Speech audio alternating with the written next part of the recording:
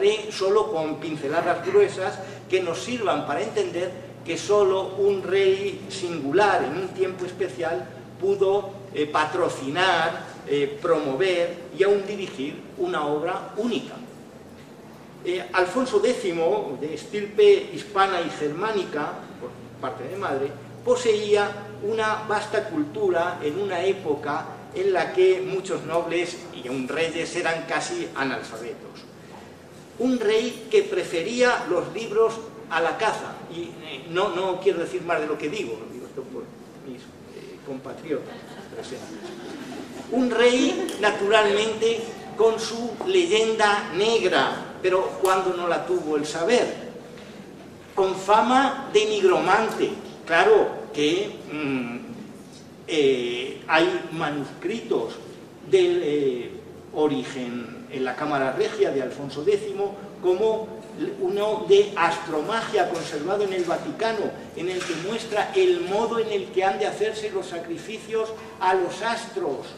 Pero, claro, no que Alfonso X los hiciera, sino que suscitaban la suficiente curiosidad intelectual para considerarlos dignos de acoger en obras bajo su patrocinio. Pero no hay que llamarse engaño, porque las tablas alfonsíes permitían calcular el tiempo independientemente de las, iba a decir cosmogonías, creo que es exagerado, pero de las cronologías hebraica, de la cronología cristiana y de la musulmana, y estuvieron en vigor hasta el siglo XVI. Un rey que mandó que llevaran su corazón a la Tierra Santa, se quedó en Murcia, está un poco más cerca, ¿verdad? Pero cuando se sumó su cadáver en 1579, se encontró junto a su esqueleto, cosa extraña, el de un perrillo. Alfonso X ordenó la muerte de su hermano, se dice que contra derecho, y es conocido el juicio del padre Mariana. De tanto mirar las estrellas se le cayó la corona. Pero Alfonso X tenía coartada para todo. En la historia de Roma, cuando habla de Rómulo y Remo y dice que ensancharon el reino, dicen, pero no menor mérito tuvo el rey que vino después, Numa, pues les dio leyes por las que se rigieran, y además inventó la moneda. Alfonso X promovió las 7 partidas, no inventó la moneda, pero creó una nueva fiscalidad. Entonces, claro, el peso no fue menor en términos absolutos que el de su padre, Fernando III, conquistador de Andalucía del Guadalquivir. Pero aquí no estamos para juzgar al rey don Alonso, como decían las crónicas. Los hechos alejados en el tiempo se desdibujan y en tanto obedecen a códigos distintos, nos tocan menos de cerca, mientras que un libro, si es un clásico, nos llega con un mensaje tan nítido como en la época en que se gestó. Y ese libro es la General Historia, una obra magna, una obra monumental de cerca de 6.000 páginas de texto en los 10 volúmenes ahí fotografiados de la Biblioteca Castro. Y quiero aprovechar, me lo van a permitir, para reconocer el extraordinario mérito, sobre todo de mis compañeros de edición, que me han llevado, por así decirlo, en volandas a lo largo de muchos años de trabajo hasta la finalización del proyecto. Compañeros del proyecto digo que son Inés Fernández Ordóñez, de la Real Academia, Belén Almeida, de la Universidad de Alcalá, Raúl Orellana, de la Autónoma, y Elena Trujillo, también de la Universidad de Alcalá.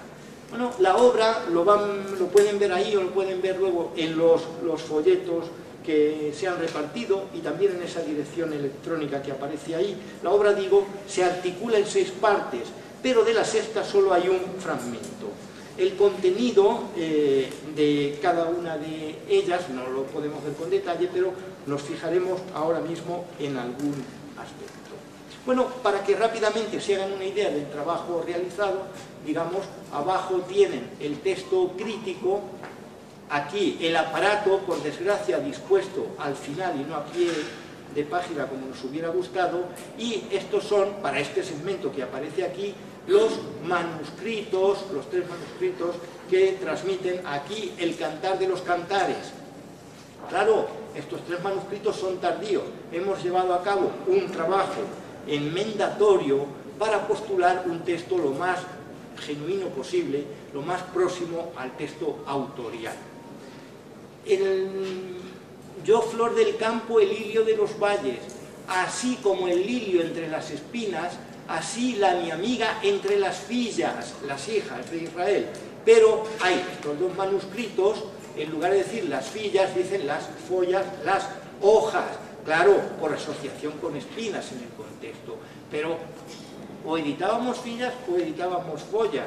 Evidentemente, el texto de la Vulgata también, aquí en este caso, autoriza la lección fillas, ¿verdad? Bueno.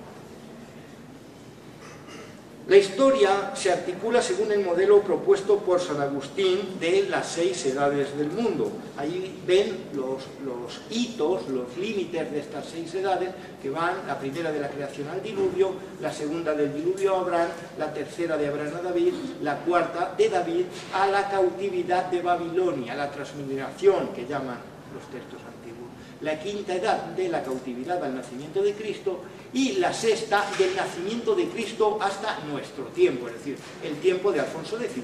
Pero la sexta no se llevó finalmente a cabo, solo hay un fragmento inicial. Bueno, aquí ven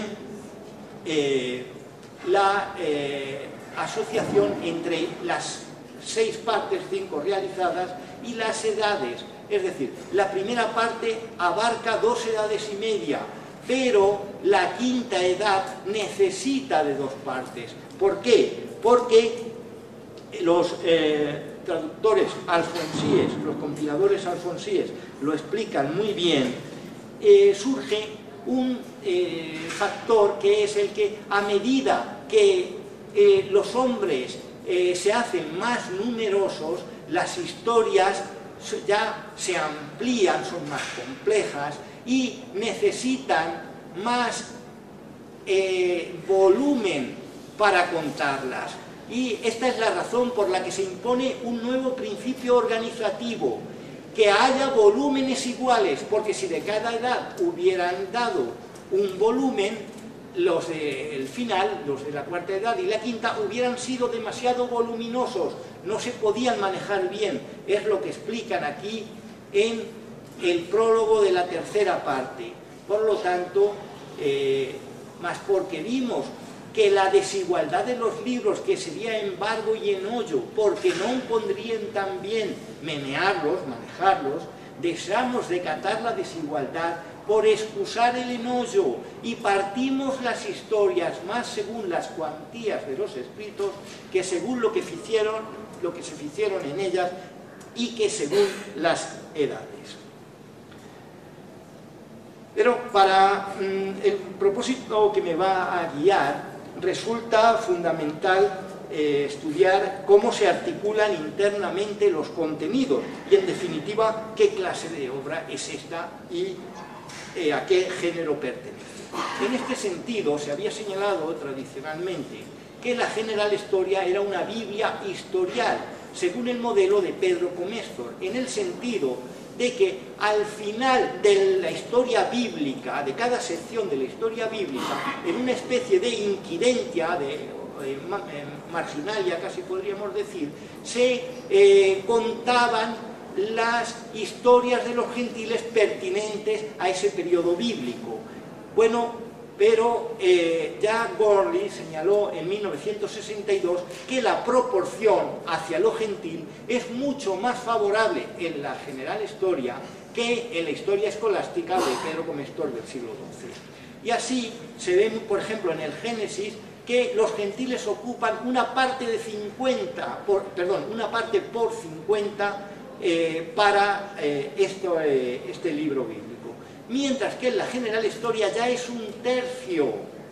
Y en el libro de los jueces la proporción es de 12-1 a favor de la Biblia en Comestor, mientras que en la General Historia es de 1-10 a favor de lo gentílico.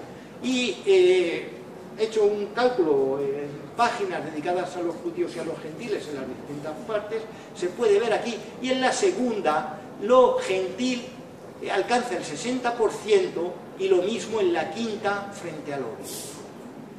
Ahora, es verdad también que la General Historia tiene, coge así, traducciones literales de la Vulgata, que se justifican dentro del modelo de vida y obra. Es decir, el Eclesiastés, por ejemplo, se atribuye a Salomón y tras la vida de Salomón se presenta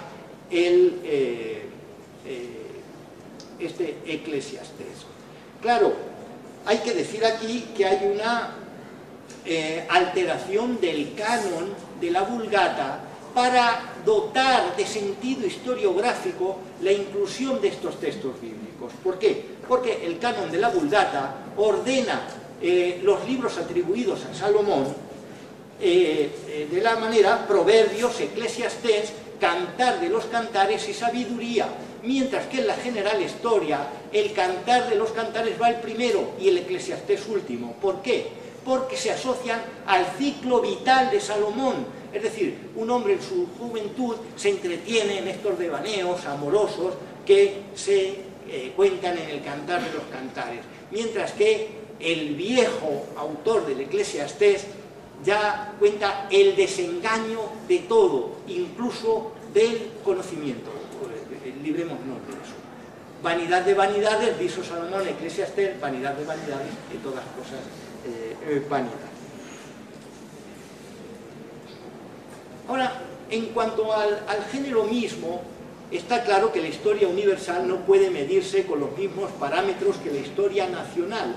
¿Por qué? Porque entran noticias de toda índole, noticias de todo el mundo, y ahí solo la Biblia, para la mentalidad de la época, digamos, contenía una cosmogonía que pudiera dar cuenta de los orígenes del mundo, y por tanto la Biblia es el patrón, digamos. Ahora, no hay ninguna contradicción entre historiografía e inserción de traducciones literales de la Biblia, porque la Biblia en esta época y por Alfonso X se concibe ante todo como un texto historiográfico. Y ahí está, por ejemplo, el Libro de los Reyes, que es una crónica real.